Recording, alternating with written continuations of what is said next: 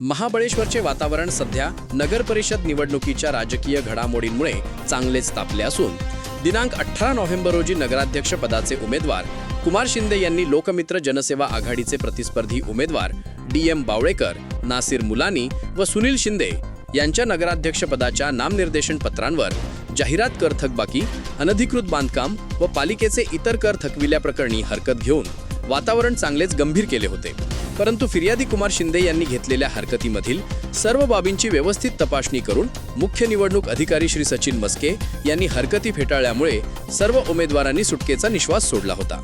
परंतु निवडणूक अधिकाऱ्यांच्या या निर्णयाला फिर्यादीने न्यायालयात आव्हान दिल्यामुळे वातावरण पुन्हा एकदा तंग झाले।